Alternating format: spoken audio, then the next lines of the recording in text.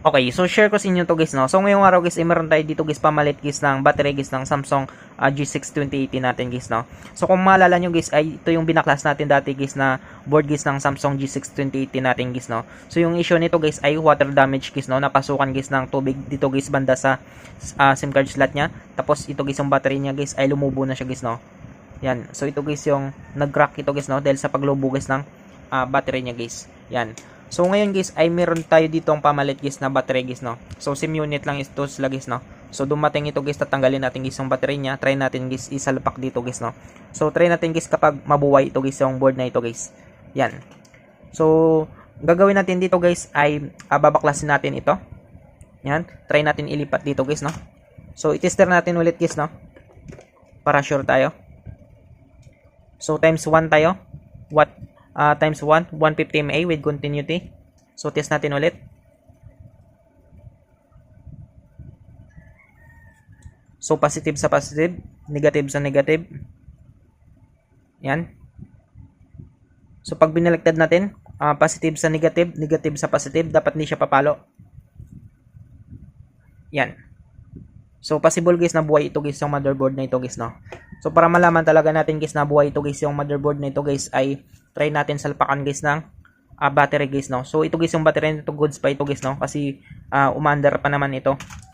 So ito kasi guys kailangan kasi yung guys ng may-ari guys, no, ng files na guys or mga nakalagay dito guys sa storage guys ng motherboard na ito guys, no. Kaya try natin guys buhayin ito guys. Yan. So tabi muna natin yan. At meron na rin ako dito guys, ano guys, no, bagong LCD guys. Yan. So stock natin guys na LCD ito. So try natin paandarin guys, no. So una natin gagawin dito guys ay babaklasin natin to.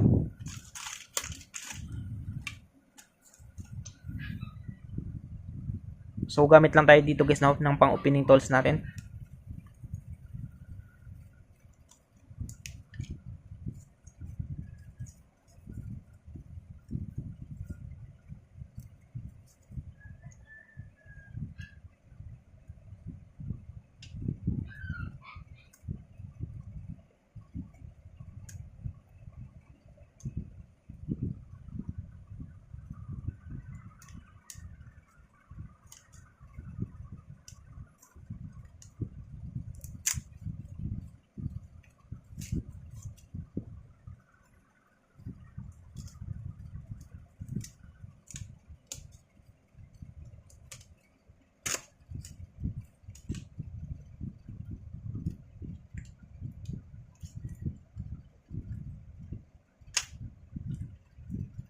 So ito siya guys, no. So tanggalin natin yan. So wala na rin siyang bolts dito guys, no. So sikwatin lang natin guys para matanggal natin guys yung battery niya. Yan. So kung makita nyo guys, no, goods pa guys yung battery nito. So matigas pa ito.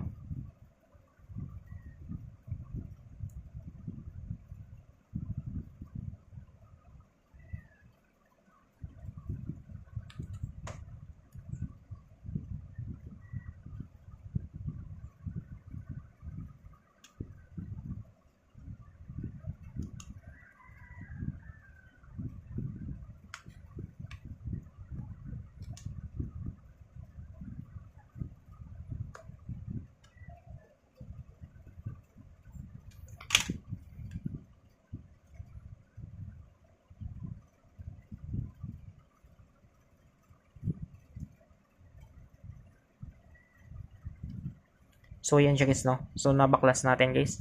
So dandan lang natin. Yan. So kung makita nyo guys, no, goods na goods pa guys yung battery nito guys. So titester natin guys yung battery nito.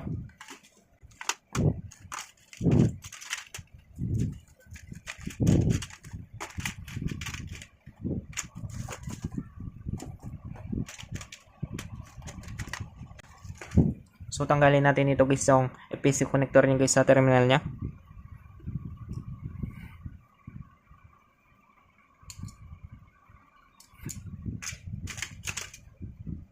Tanggalin natin guys yung battery niya.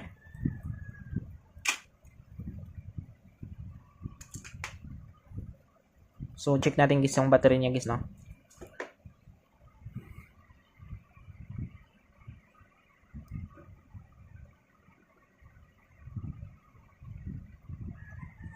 Yan. So, goods pa guys. Yan. So, okay pa guys yung battery niya. So, try natin guys ibuhayin nito guys yung board na ito.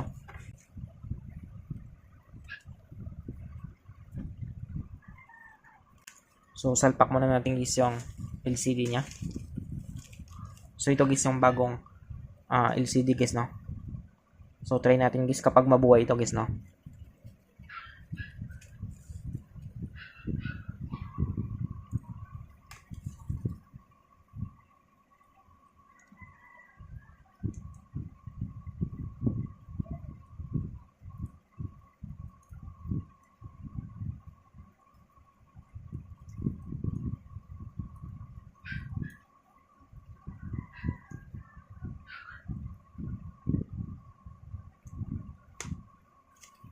So, yan siya guys, no? So, nakabit ko na guys. Tapos, kabit natin guys yung battery niya.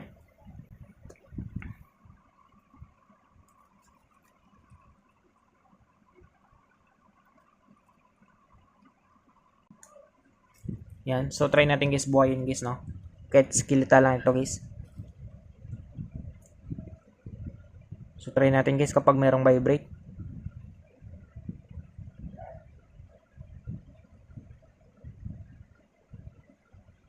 Yan. So, kung makita nyo guys, no, nag-display siya guys. So, kung makita naman yung guys, no, ibig sabihin guys ay goods guys yung motherboard nito guys, no. Yan. So, nabuhay siya. Akala ko namatay siya guys, no. Yan. So, antayin lang natin guys, no. So, try natin guys kapag matuloy guys.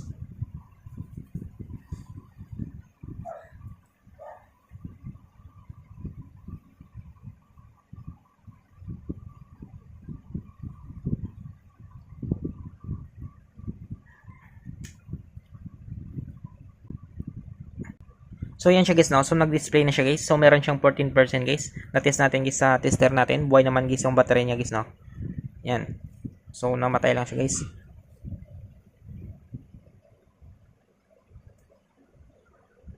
Yan. So, try natin guys, no?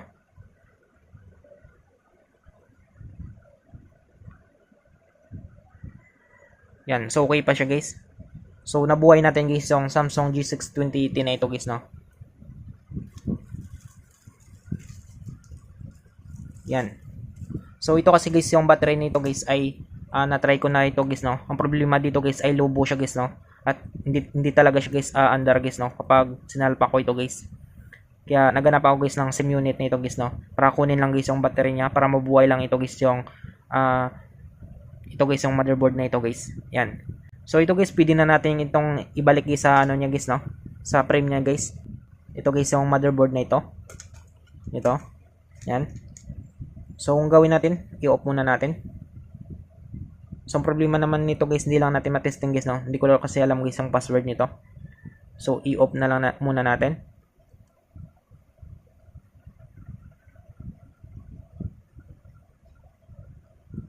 So, power off natin. So, ang problema dito guys ay hindi natin alam guys yung password nito guys, no? So, direct patayin na lang natin dito guys sa battery niya.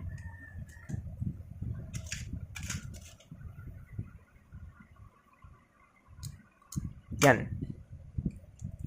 So, yan siya guys, no? So, ngayon guys, pwede na natin siyang ibalik guys dito guys sa frame niya guys, no? Yan. So, gano'n lang kadali guys, no? Kung paano natin guys malaman guys kapag okay pa guys yung motherboard guys ng phone device nito guys. So, I hope guys na makatulong sa inyo itong video tutorial na ito guys. Sa mga bago pa lang sa ating channel guys, no? Huwag natin kalimutan guys, i-click guys yung subscribe at yung notification bell button para ma-update ko kayo guys sa susunod natin guys na video tutorial. Thank you guys and God bless sa lahat.